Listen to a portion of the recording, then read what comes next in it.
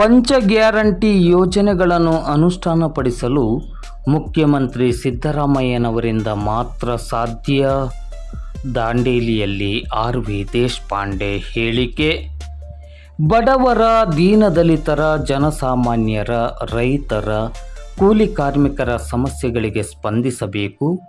ಆ ಮೂಲಕವಾಗಿ ಆರ್ಥಿಕವಾಗಿ ಸಂಕಷ್ಟದಲ್ಲಿದ್ದವರಿಗೆ ಆರ್ಥಿಕ ಶಕ್ತಿಯನ್ನು ತುಂಬಬೇಕೆಂಬ ಮಹತ್ವದ ಉದ್ದೇಶದಡಿ ಅನುಷ್ಠಾನಗೊಂಡ ಯೋಜನೆಯೇ ಪಂಚ ಗ್ಯಾರಂಟಿ ಯೋಜನೆ. ಈ ಯೋಜನೆ ಮುಖ್ಯಮಂತ್ರಿ ಸಿದ್ದರಾಮಯ್ಯನವರ ಕನಸಿನ ಕೂಸು. ಈ ಯೋಜನೆ ಅನುಷ್ಠಾನಗೊಂಡು ರಾಜ್ಯವ್ಯಾಪಿ ಸಮರ್ಪಕವಾಗಿ ಜಾರಿಗೆ ಬಂದ ನಂತರದ ದಿನಗಳಲ್ಲಿ ಈ ಯೋಜನೆ ಇಂದು ರಾಷ್ಟ್ರವ್ಯಾಪಿ ಗಮನ ಸೆಳೆಯುವಂತಾಗಿದೆ.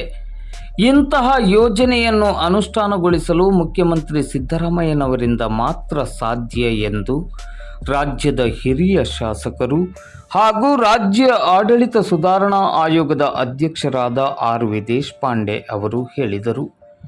ಮುಖ್ಯಮಂತ್ರಿ ಸಿದ್ದರಾಮಯ್ಯನವರ ದೂರದೃಷ್ಟಿ ಬಡವರ, ದೀನದಲಿತರ, ಜನಸಾಮಾನ್ಯರ, ರೈತರ, ಕೂಲಿ ಕಾರ್ಮಿಕರ ಹೀಗೆ ಸಂಕಷ್ಟದಲ್ಲಿದ್ದವರ ಸಮಸ್ಯೆಗಳಿಗೆ ಸ್ಪಂದಿಸುವ ಅವರ ವಿಚಾರಧಾರೆಗಳಿಂದಾಗಿ ಇಂದು ಕರ್ನಾಟಕದ ಕಾಂಗ್ರೆಸ್ ಸರ್ಕಾರದ ಯೋಜನೆಗಳು ಜಾಗತಿಕ ಮಟ್ಟದಲ್ಲಿ ಪ್ರಭಾವವನ್ನು ಹೊಂದುವಂತಾಗಿದೆ.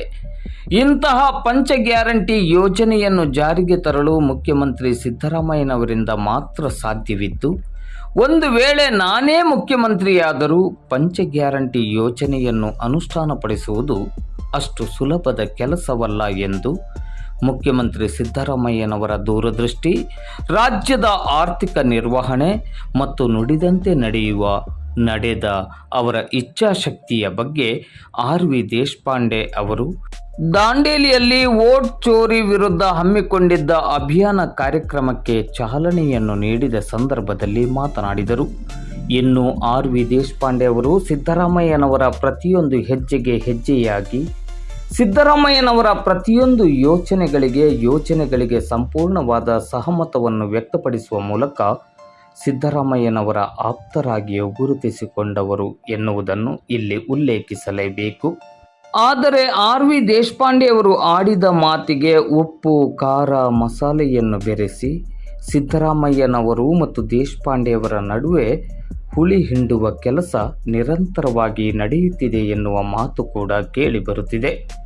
ಆದರೆ ಮುಖ್ಯಮಂತ್ರಿ ಸಿದ್ದರಾಮಯ್ಯನವರು ಹಿತ್ತಾಳೆ ಕಿವಿಯ ರಾಜಕಾರಣಿಯಾಗದೇ ಇರುವುದರಿಂದ ಅವರಿಗೆ ದೇಶಪಾಂಡೆಯವರ ವ್ಯಕ್ತಿತ್ವ ಮತ್ತು ನಡೆನುಡಿಯ ಬಗ್ಗೆ ಸಂಪೂರ್ಣ ಅರಿವಿರುವುದರಿಂದ ಆರ್.ವಿ. ದೇಶಪಾಂಡೆ ಮತ್ತು ಸಿದ್ದರಾಮಯ್ಯವರ ನಡುವಿನ ಸಂಬಂಧಕ್ಕೆ ಎಲ್ಲಿಯೂ ಕೂಡ ತೊಂದರೆಯಾಗದು ಎಂಬ ಬಲವಾದ ನಂಬಿಕೆ ಕ್ಷೇತ್ರದ ಕಾಂಗ್ರೆಸ್ ಮುಖಂಡರದ್ದು ಮತ್ತು ಕಾರ್ಯಕರ್ತರದ್ದಾಗಿದೆ. ಯಾವುದೂ ಸರ್ಕಾರ ಭಾರತ ದೇಶದಲ್ಲಿ ಬರಲಿ, ರಾಜ್ಯದಲ್ಲಿ ಬರಲಿ, ಬಡವರ ಬಗ್ಗೆ ಕಾರ್ಯಕ್ರಮ ಹಾಕಿದ್ದಾರೆ.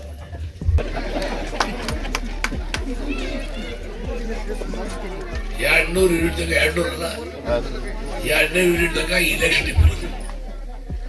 ಬಸ್ಗಳು ದೇವ್ರೇ, ಎಲ್ಲ ಹೆಣ್ಮಕ್ಳು ಹೊರಬಿಟ್ಟಾವ. ಧಾರವಾಡಿಗೆ, ಬೆಳಗಾವಿಗೆ, ಎಲ್ಲಮ್ಮ ಗುಡಿಗೆ, ಗುರುವಿಗೆ ಎಲ್ಲ ಹೆಣ್ಮಕ್ಳು ಏನ್ ತಪ್ಪಿಕೊಂಡ ಹತ್ತ, ಏನ ಕೈ ಹತ್ತ ಹೆಣ ಬಿತ್ತವ, ಮತ್ತೆ ವಾಪಸ್ ಬರುದಿಲ್ಲ. ಎಲ್ಲ ಹೆಣ್ಮಕ್ಳು ಬಸ್ ಗಂಡಸರು 4 ತಪ್ಪು ಹೋದ್ರು ಹೊಡೆದಂದವರು ಬಿಡುವುದು. ಇದನ್ನ ಕಾರ್ಯಕ್ರಮ ಸಿದ್ದರಾಮಯ್ಯ ಒಂದು ಕರೆಂಟ್ ಆಯ್ತು, $2,000 ಆಯ್ತು. 5 ಕಿಲೋ ಅಕ್ಕಿ ಇದ್ದು 10 ಕಿಲೋ ತಗೊಂಡ್ರೆ ಹೆಣ್ಮಕ್ಳ್ರೆ ಅವ್ರಿಗೆ ಮಾರಾಟ ಮಾಡ್ರಿ.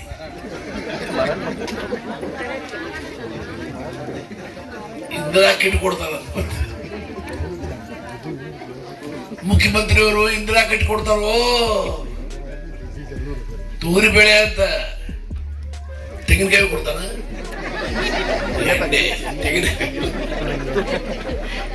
ಏನೇನ್ ಮಾಡ್ತಾರ ನಮಗೂ ಗೊತ್ತಿಲ್ಲ. ನಾವು ಮುಖ್ಯಮಂತ್ರಿಗೆ ಸಮೀಪಿತ ಜನ ಏನ್ ಮಾಡ್ತಾನ ನಮಗೆ ಹೇಳುದಿಲ್ಲ.